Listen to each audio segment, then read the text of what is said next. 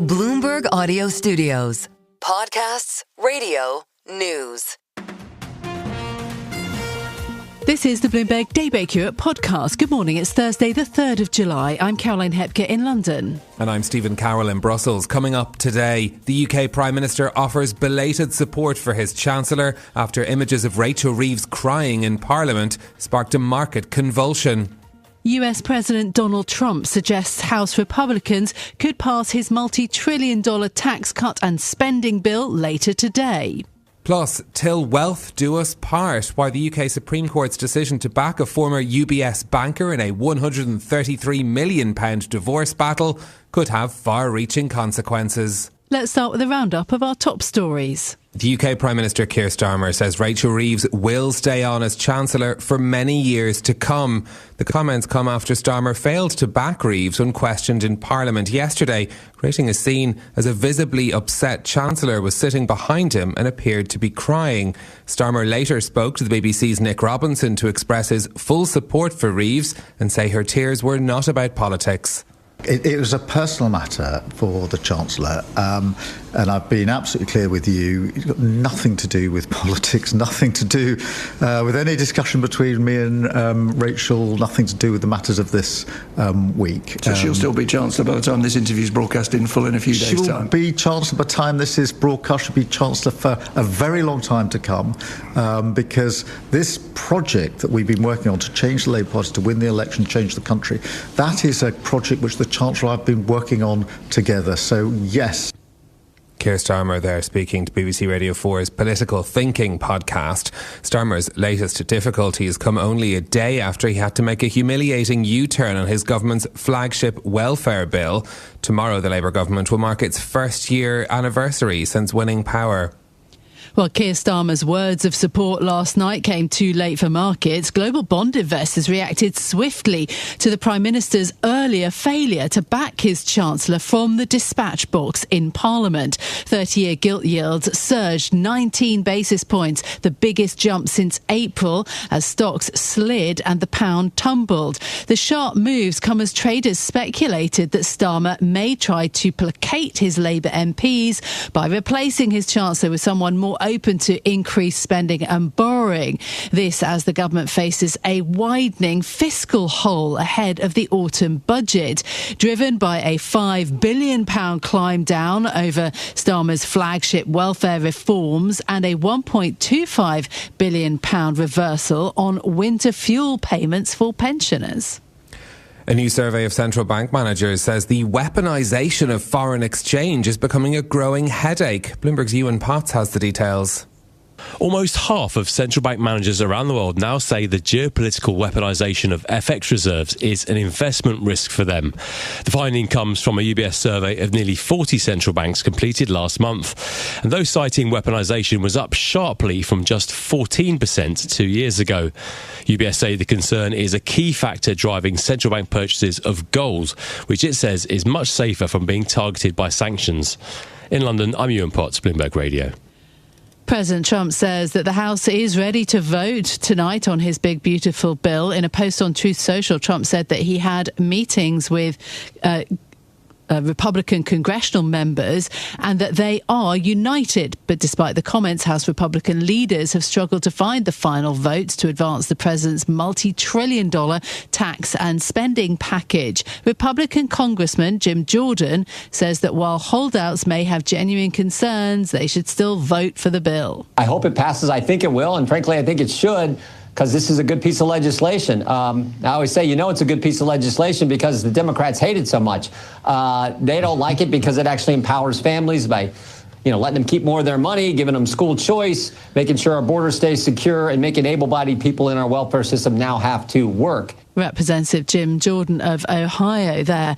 The White House so far hasn't been entertaining changes to the bill to win over House Republicans. If changes are made to secure a majority, it would then force the Senate to vote again on the bill, blowing President Trump's 4th of July deadline and adding weeks of potential delay to his flagship measure. The Trump administration has lifted curbs on chip design software sales in China as Washington and Beijing implement a trade agreement for both countries to ease restrictions on critical technologies. The US Commerce Department informed the world's 3 leading chip design software providers that they no longer need government licenses to do business in China. Siemens says it has restored full access to its software and technology for Chinese consumers, while Synopsys and Cadence say they're in the process of doing so. It's part of a deal to ease restrictions introduced during the escalation of trade tensions after Trump's so-called April Liberation Day. President Trump has also announced a trade deal with Vietnam. It includes a 20% tariff on Vietnamese exports to the US and a 40% levy on goods deemed to be transshipped through the country. In return, Trump said that Vietnam had agreed to drop all levies on US imports following weeks of intense diplomacy. In a social media post, he said there would be zero tariff on US products sold to Vietnam. Greta Peisch, who is former general counsel to the Office of the US Trade Representative, said that the agreement raises a number of questions. You know, the devil will be in the details, as they say. The Truth Social post by the president was pretty broad brush. It will be interesting to see, are all products treated the same? Are these across-the-board tariff treatments? Are there any non-tariff barriers that are addressed? Greta Peisch speaking there to Bloomberg's Joe Matthew and Kayleigh Lyons. As the deal with Vietnam risks provoking retaliatory steps on China, Rana Sajeda from Bloomberg Economics writes that Beijing has made clear that it would respond to deals that came at the expense of Chinese interests. She adds that the decision to agree to a higher tariff on goods, quote, transshipped through Vietnam, would fall into that category. Those are your top stories on the markets. The MSCI Asia Pacific Index this morning is trading 0.2% higher. Euro Stoxx 50 futures are currently up by 0.2% as well. Looking at the currency markets, the pound, after weakening yesterday, down another 0.1% today at 136.27. That's as the Bloomberg Dollar Spot Index is 0.1% higher. We'll be watching very closely to see how gilts open up today after we've had that statement of support from the Prime Minister for his Chancellor Rachel Reeves yesterday. Just as a reminder, the 10-year gilt yield 16 basis points higher, 4.61%. The 30-year yield 19 basis points higher. Today in trading, US Treasuries are down a basis point at 4.26 on the 10-year. Well, in a moment, we'll bring you more on the future of the UK Chancellor Rachel Reeves, plus what we learned from a Supreme Court ruling in a divorce case involving a former UBS executive. That in a moment. Look, yesterday was pretty extraordinary when it comes to UK politics. Having said that, we'll get into the details. Maybe we should talk about something a little lighter. Wimbledon, cheering us all up. At least there are still some home favourites, some Brits in contention, Stephen. Yeah, indeed. And there's also some people making massive amounts of money out of this event as well, as I've been learning about from reading reporting from our colleagues Elliot Byrne and Jamie Nimmo. Have been talking about the Wimbledon debentures, which are these essentially season tickets. It's a fancy term for season tickets. Is you buy a 5-year stretch of a good seat on centre court or number 1 court. And the one perk perhaps that I didn't know about is that when you have one of these seats, you can sell the tickets for the days you can't go. They're the only exchangeable tickets available for Wimbledon, and that's become so profitable because of the amount that you can sell them for, that actually these debentures are now being treated as a tradable asset. People are buying them for seasons to come and then selling them on at massive markups. So the current ones for the period from 2026 to 2030 are changing hands at over £200,000. That's a profit of about 75% of what people had paid for them originally. Apparently this is a lot of US buyers really interested in these premium seats. You also get access to the lounges and the VIP areas as well. But also good for the club, as it's in a way that they can invest on things. The retracting roof over centre court was something that was paid for by these debenture fees as well. But it's certainly a hot market this time of year. Yeah, no, they've always been a tradable asset, haven't they, for a long time, the debentures. But yes, they are super popular. And yeah, you get to swan in and swan out, don't you? So you can see the appeal maybe one summer day. Anywho, that's one of the pieces that we've been reading about and thinking about this morning for you. But as I say, the politics was dramatic yesterday for Britain. The UK Prime Minister now saying that Rachel Reeves will stay on as Chancellor for many years to come. This after the bond market sell-off yesterday. You saw the gilt yield, the gilt curve steepen pretty dramatically because of the speculation about her future. So let's bring in our UK politics reporter James Wilcock today. What happened yesterday that spooked the bond markets in such a big way, James? Well, appearances matter in politics. And so yesterday, Prime Minister's questions, the first day after a major humiliating U-turn from Starmer, he has his Deputy Prime Minister Andrew on the left and his Chancellor Rachel Reeves on the right as a way of showing support to the whole bench in front of them. But instead, what we and the gilt markets were treated to was this bizarre scene where the Prime Minister carries on answering these questions while his Chancellor is visibly upset and at a couple of points sheds a few tears as the session goes on, with the Leader of the Opposition, Kemi Badenoch, at one point questioning if she would still be in office as Chancellor by the time of the next election, and then Starmer refusing to answer that question. And what's interesting to me is the U-turns themselves on Tuesday in welfare didn't actually seem to scare or spook the markets. But at the moment of the markets watching this kind of tearful exchange, they clearly thought something was wrong in the Chancellery and also with number 10, and the sell-off started from there. James, what can we say on Thursday morning about Rachel Reeves' position? We've had these reassurances now from the Prime Minister, Keir Starmer. Yeah, I mean, various spokespeople have been out in the afternoon saying there was absolutely no risk at all to the Chancellor's position. They said it was a personal issue that was nothing to do with the politics. A few MPs spoke to Bloomberg and said there was also an issue going on with the Speaker. But then it's very hard to sort of ignore that this came immediately after the sort of very serious downturn in sort of the government's fortunes after the welfare decision. I think after Starmer's had his second go going out and backing the Chancellor in a later interview in the BBC overnight, let's see how the markets open this morning for gilts. But the questions number 10 will be asking themselves this morning are, if someone else is going to do that job as Chancellor, what realistically is going to change about both the government policy and the UK fiscal position? Reeves is quite widely seen by the markets as the most market-friendly Chancellor Labour have on offer, effectively, at the front bench. Although there are betting odds going now on Cabinet Office Minister Pat McFadden, Home Secretary Yvette Cooper. Anyone who comes in is going to face the same sort of fiscal set of problems. And the downside for Starmer is Rachel Reeves has been a core central, I cannot state it enough, part of his political project. She has been the sort of name on the tin for fiscal stability and credibility for this Labour government. And losing her would be one of the most serious negative symbols of this administration one can imagine. Yeah, they were in lockstep, as the Prime Minister, has talked about, in trying to woo the city and speak to investors and represent UK PLC. But as you say, it's the fiscal challenges that the UK government is facing that, we'll perhaps hear more on at Mansion House and then in the autumn budget. I think the question now for the Labour Party as a whole, because as we're finding out from this week, the MPs increasingly have a large amount they want to say about the direction of the party, is who is the winner here? Is it Reeves, the Chancellor, and fiscal credibility, and this week has been a major setback for her on the welfare spending? Or is it Labour MPs and their bids for changes to two-child benefit caps, further pushes on welfare, a willingness to have wealth taxes in the autumn as well?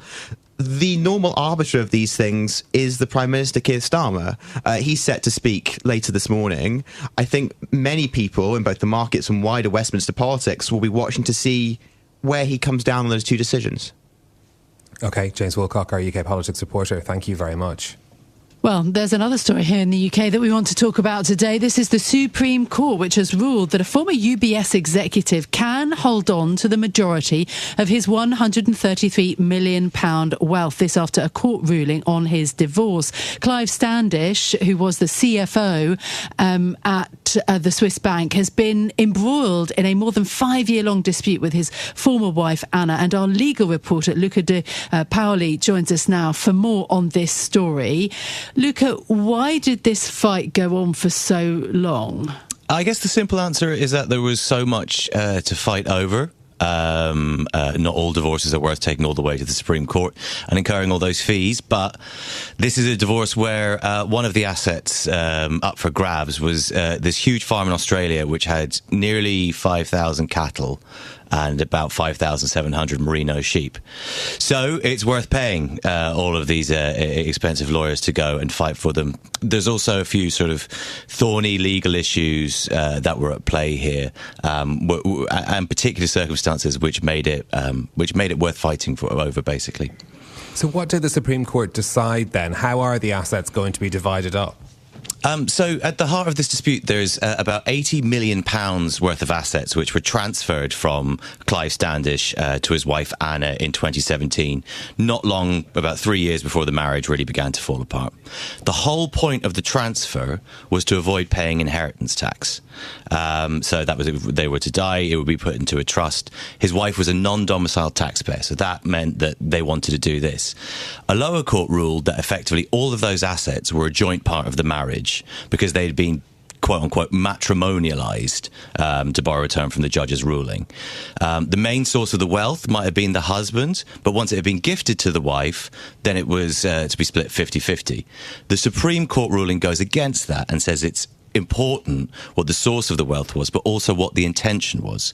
The intention was to gift the assets so it would be better for their children, not to benefit Anna Standish. And as a result, the husband gets a much larger share of the divorce settlement than the wife.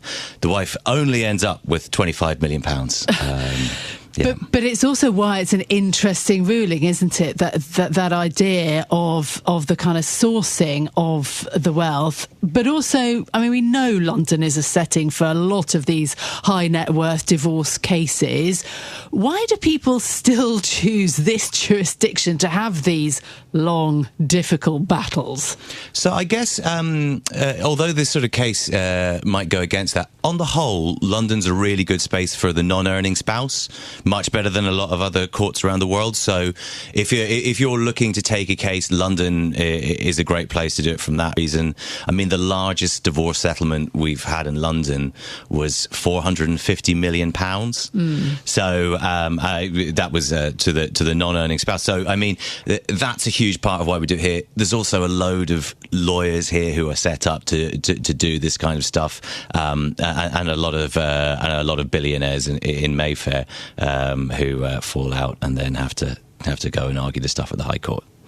Look, what does this ruling mean for other divorce cases in the UK? Will it have wider ramifications? So I guess I guess it's kind of hard to imagine how something with 133 million quid might affect a broader group of people. But the sort of practice of trying in your marriage to avoid incurring too much tax is something that people probably do quite frequently. I mean, a lot of people I know, they divide up their ISA allowances, which is only 20 grand, not 133 million. But so it affects that. The ruling didn't bring as much clarity as some lawyers had hoped. Lawyers thought they might get clarity on when marital homes are matrimonialised, and that didn't really come through.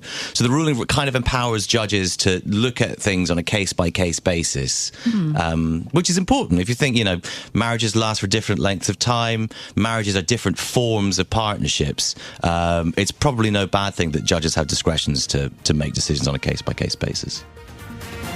This is Bloomberg Daybreak Europe, your morning brief on the stories making news from London to Wall Street and beyond. Look for us on your podcast feed every morning on Apple, Spotify and anywhere else you get your podcasts. You can also listen live each morning on London DAB Radio, the Bloomberg Business app and Bloomberg.com. Our flagship New York station is also available on your Amazon Alexa devices. Just say, Alexa, play Bloomberg 1130. I'm Caroline Hepker. And I'm Stephen Carroll. Join us again tomorrow morning for all the news you need to start your day, right here on Bloomberg Daybreak Europe.